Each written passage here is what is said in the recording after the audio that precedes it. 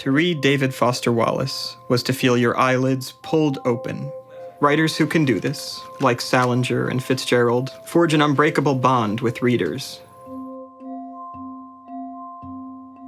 I was sent David Lipsky's book by my longtime manager and friend, David Cantor, who is one of the producers of our movie. Became very excited at the prospect of pairing these two very intensely smart men. And of course, one of them happens to be David Foster Wallace, who is one of the great chroniclers of our time. Hey, you made it. Yeah. Yeah, Dave. Yeah. Dave Wallace. David Lipsky, it's a pleasure, so. And the very notion of placing David Foster Wallace on the American landscape suggested a road picture and not a two-hander on a stage. It just seemed much more expansive and panoramic. I don't think writers are smarter than other people. I think they may be more compelling in their stupidity. Coming into this project, all of us, a part of this team, were very keenly aware of the expectations and the protectiveness that people felt toward Wallace's legacy. I'm sorry, man. What's wrong? It's just you're gonna go back to New York and sit at your desk and shape this thing however you want. And to me, it's just extremely disturbing.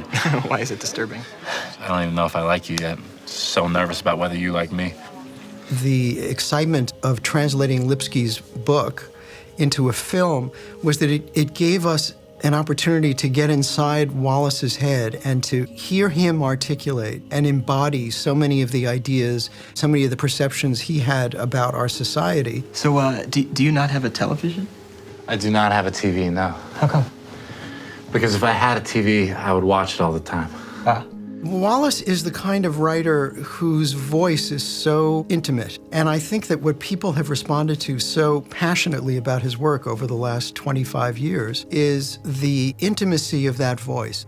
I relied solely on David Lipsky's book, which is a transcription of 5 days of conversation. And it was in talking to David Lipsky about, well, what was happening when the tape wasn't running that really gave me a sense of how to structure this as a story. A lot of women in magazines are pretty in a way that is not erotic because they don't look like anybody that you know. That's true. Yeah, like you can't imagine them putting a quarter in a parking meter or eating a bologna sandwich.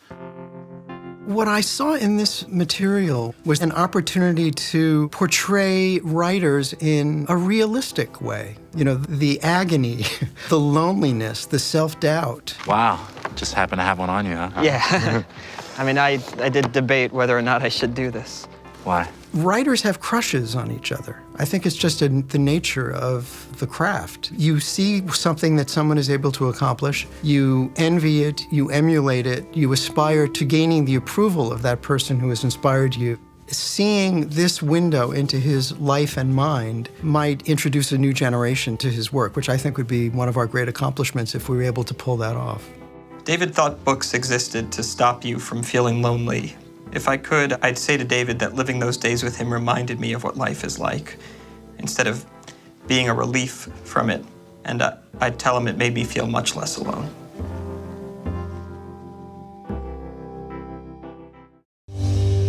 What's this story about in your mind? Just what it's like to be the most talked about writer in the country, that sort of thing. You're like a nervous guy, huh? No, I'm okay. How are you? Because I'm terrified.